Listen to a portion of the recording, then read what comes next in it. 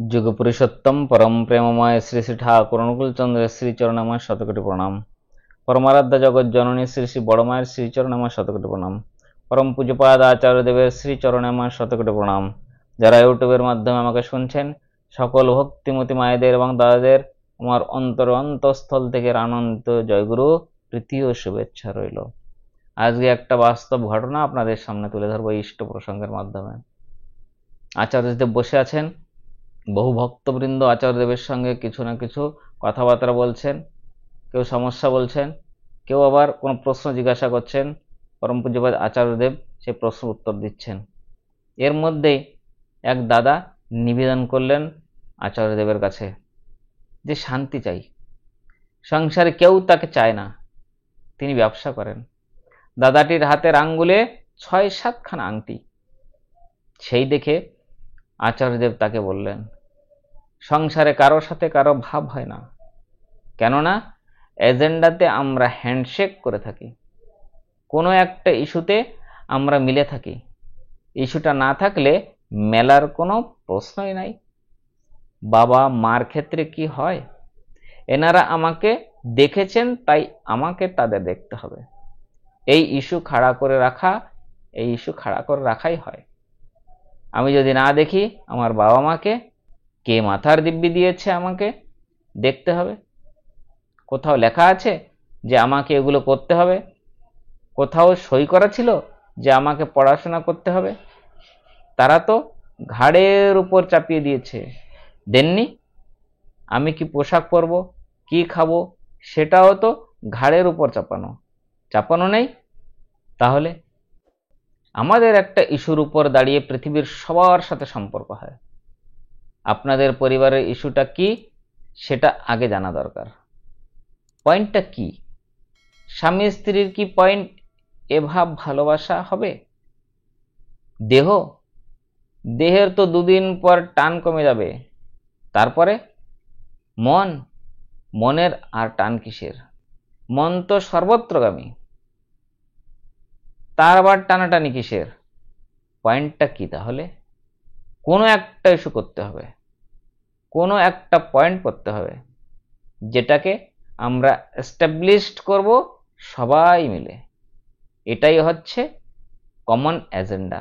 এই common agenda যেই পরিবারে থাকে সেই পরিবার সুখে থাকে। নচেত আপনি টানবেন আপনার তালে, আপনার ছেলেরা টানবে তাদের তালে। আপনার বউ তার মতন করে চলবে, ছেলের বউরা যারা আসবে তারা শাশুড়িকে দেবে দুটো গালি যে একটা বুড়ি আমাদের উপর ফপর দালালি করছে। মন খারাপ করে হতাশ হয়ে বারান্দায় বসে থাকবেন।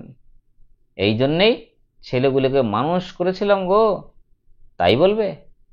পয়েন্ট তো নাই, ইস্যু তো ঠিক নাই। ইস্যুটা কি ছিল?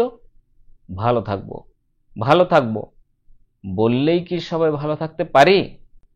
আগে ভালো থাকার রসদটা কি, পয়েন্টটা কি, সেটা তো জেনে নিতে হবে। সেই পয়েন্টটাকে যদি এস্টাবলিশ করতে থাকি, সে পরিবারের সবাই সুখী। আর সেই পরিবারের কেউ সুখী না যদি না ওই পয়েন্টটাকে এস্টাবলিশ করি। আমি পরিবার পরিজন সবার সাথে থাকি, যার সাথে ওই পয়েন্টে মিল খায় তার সাথে আমার ভালো লাগে, যার সাথে আমার মিল খায় না তার সাথে আমার একটু ভালো লাগে না।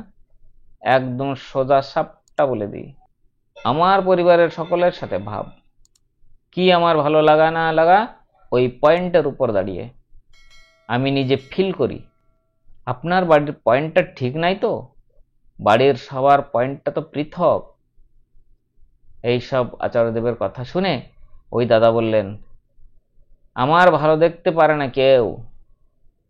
এই কথা শুনে শ্রী শ্রী আচার্যদেব আবার বললেন, আছে কি আপনার ভালো দেওয়ার কি আছে?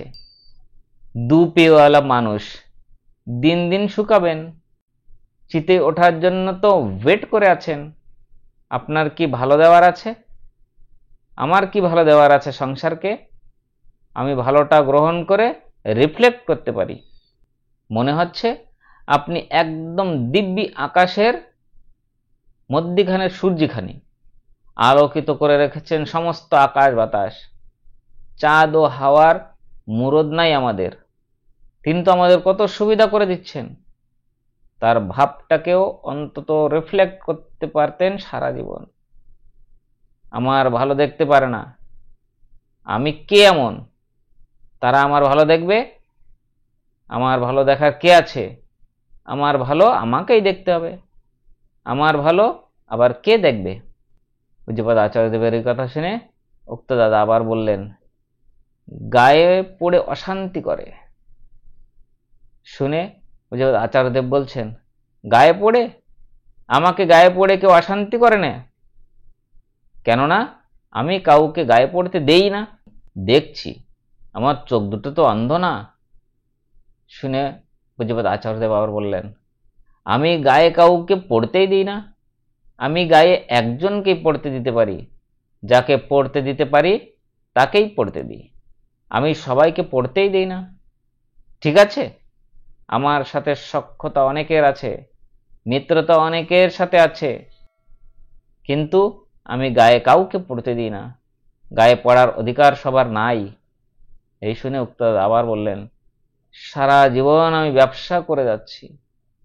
এই শুনে আচার্যদেব বললেন, ওই যে ব্যবসা বাণিজ্য করছেন, কিন্তু লক্ষ্মীকে টানতে গেছেন, লক্ষ্মীর শাড়ি ছেড়ে অন্য শাড়ি পরে পালিয়ে গেছেন, আঁচল ধরে টেনেছেন লক্ষ্মীর, লক্ষ্মী আঁচলটা আপনাকে ধরিয়ে দিয়ে পাক মেরে অন্য শাড়ি পরে বেরিয়ে গেছেন। সবচেয়ে সুবিধা হতো নারায়ণকে যদি ধরে রাখতেন, লক্ষ্মী তখন আর দৌড়াদৌড়ি করতে পারতো না, নারায়ণ যেখানে লক্ষ্মী সেইখানেই থাকতো। সেটা তো করেননি, সেটা করলে নিশ্চয়ই কাজ হতো, আমার তাই মনে হয়। এবার দাদাটির হাতে অতগুলো আংটি দেখে বলছেন, আপনার জ্যোতিষীর নামটা কি? এই শুনে দাদাটি তার এই প্রশ্ন বুঝতে পারেননি, তাই পাশাপাশি এক দাদাটিকে বুঝিয়ে বলতে তিনি বললেন, ও এগুলো আমি নিজে পরে নিয়েছি, ঘরে ছিল তাই পরে নিয়েছি। দাদার এই কথা শুনে পূজ্যপাদ আচার্যদেব বললেন, আমি একটা জিনিস ভাবি, গ্রহের সবকটাই যদি অবদমিত থাকে, তাহলে একটা গ্রহ টানলেই সব গ্রহ উঠতে পারে। এইটা যার বোধ নাই তাকে অজস্র পরে থাকতে হবে। এবার তিনি পাশের তোয়ালিটাকে নিচে ফেলে দিয়ে এক ভাইকে বলছেন, এটা তোলতো। ভাইটি তোয়ালের একটা কোনা ধরে ওঠালো। তখন বলছেন, তোয়ালিটা ওঠাতে 4টে কোনা, এদিক ওদিক ধরতে হলো না, একটা দিক টানলেই উঠে যায়। তাহলে গ্রহের ক্ষেত্রে যে গ্রহটাকে ধরে টানলে সব গ্রহ উঠে যায়, সেই গ্রহটাকে উত্থান করতে হয়। 50টাকে দায়িত্ব দিয়ে সংঘাত করে লাভ নাই, ঠিক আছে? তাতে কোনোটারই আর উত্থান হবে না। তার এই কথা শুনে দাদাটি সব আংটি খুলে দেখালেন, বললেন, সব খুলে দিয়েছি। তথ্যসূত্রে আলোচনা শ্রাবণ মাসের 1430 অগস্ট 2023 থেকে নেওয়া হয়েছে। পরম পূজ্যপাদ আচার্যদেব তার দয়ার কথা বলেও বোঝানো কঠিন। অপরম্পার তার লীলা, রেত শরীরে তিনি এখনো লীলা করছেন। পরম প্রেমময় শ্রী ঠাকুর অনুকূলচন্দ্র আমাদের বাঁচাতে এসেছেন, বাঁচা বাড়ার পথ দেখিয়েছেন পরম প্রেমময় শ্রী ঠাকুর আমাদের। তিনি পরম প্রেমময়, অন্তর্যামী। আমরা কি করে শান্তি থাকবো, ভালো করে থাকবো, সবাইকে নিয়ে বাঁচতে পারবো সুখে শান্তিতে, সেই রাস্তায় আমাদের দেখিয়ে গেছেন। শুধু মনে অমল ধবল একটু বিশ্বাস চাই, দৃঢ় বিশ্বাস যদি থাকে তাহলে আমরা সুখ শান্তিতে বাঁচতে পারবো। আপনাদের সকলের মঙ্গল প্রার্থনা পরম প্রেমময় ঠাকুর অনুকূলচন্দ্রের শ্রীচরণে করে আজকের ইষ্ট প্রসঙ্গ এখানেই সমাপ্ত করছি। আবার দেখা হবে আর একটা সুন্দর বিষয়ের সঙ্গে, সুন্দর ভিডিওর মাধ্যমে। আপনারা সবাই ভালো থাকুন, ঠাকুরের কাজ করুন। জয় গুরু, বন্দে পুরুষোত্তম।